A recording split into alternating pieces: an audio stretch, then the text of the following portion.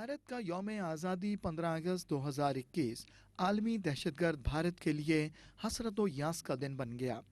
नरेंद्र मोदी का माफिया सख्ते में आ गया। अफगानिस्तान में इसकी फौज और खुफिया एजेंसियों के 17 से जायद खुफिया अड्डे जो कौंसल खानों की शक्ल में थे, तालिबान मुजाहिदीन ने तबाह कर दिए। ये वो अड्डे थे जहां से भारत पाकिस्तानी इलाकों, खासतौर पर बलूचिस्तान में सी पैक को निशाना बना रहा था। दीगर हमसाया ममालिक ताजिकिस्तान और उज़्बेकिस्तान में भी मुदाखलत की जा रही थी।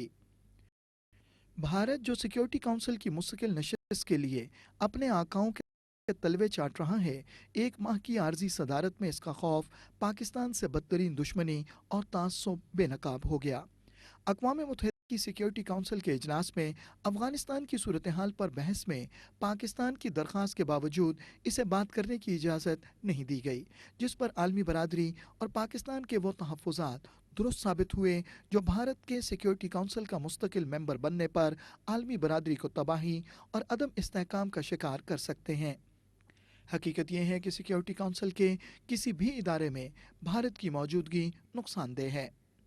We are not surprised by India's anti-Pakistan partisanship. This confirms Pakistan's long-held contention that India does not deserve to be on the Security Council, much less to aspire to become a permanent member of the Council. It is in violation of the resolutions of the Security Council on Jammu and Kashmir and is in the process of conducting a campaign of genocide against the people of Jammu and Kashmir with 900,000 troops deployed in the occupied territory. While blocking Pakistan and other neighbors of Afghanistan from addressing the Council, the representative of a now defunct regime was invited to speak to the Council. There was considerable pathos in this spectacle.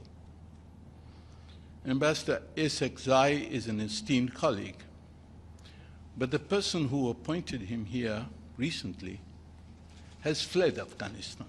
Bharat मक्कारी, झूठ और दगाबाजी में आलमी धोखाबाज का दर्जा हासिल कर चुका है। इसने न सिर्फ आलमी बरादरी बल्कि कश्मीरियों से हमेशा धोखा किया, जबकि पाकिस्तान गुज़श्ता 72 साल से कश्मीरी कौम के हक़ खुद इरादियत के लिए भरपूर कोशिशें कर रहा है। Ladies and gentlemen, in the month of independence, we cannot forget the Indian state of repression and resultant plight of our Kashmiri brethren in Indian occupied Kashmir, who are under the worst military occupation in human history. Let me reaffirm that Pakistani hearts beat with Kashmiris and we will continue to stand with them always and ever. The international community must realize that the regional peace will remain elusive without a just and peaceful resolution of Kashmir issue. भारतीय media ने अफगानिस्तान की सूरत हाल में बिलवास्ता और बिला वास्ता पाकिस्तान को मुलव्वस करने की कोशिश का प्रोपेगेंडा किया और कहा कि जो ये सोचते हैं कि तालिबान काबुल में दाखिल हो जाएंगे वो गलत हैं। उनको बड़ा सदमा पहुंचा इसका। तो दोस्तों, एक तो ये चीज हो गई। फिर इसके बाद एक और चीज है कि तालिबान जो है टोटल, तालिबान कितने हैं आपको पता है? 70 से लेकर 75,000। ये मैं आपको एक और बात बताता हूं। लोग अक्सर कहते हैं ना कि क्या है, कैसा है, किस तरीके से है, ये क्यों हो रहा है ऐसा, लड़ाई कब तक चलेगी, तालिबान जीतेगा हारेगा। तालिबान है करीब 75,000 और जो अफगान फौज है जिसमें अफगान पुलिस शामिल, जिनके पास हथियार हैं अफगानिस्तान में, वो है तकरीबन 3.5 लाख। 75,000 जो है 3.5 लाख से जीत नहीं सकते, ये बात सच है। भारतीय यौम आज़ादी पर अफगानिस्तान में भारतीय पिट्ठू अशरफ गनी की शिकस्त और अरबों डॉलर्स लेकर फरार होने की खबर पर भारतीय ऐवानों में सख्ता तारी हो गया।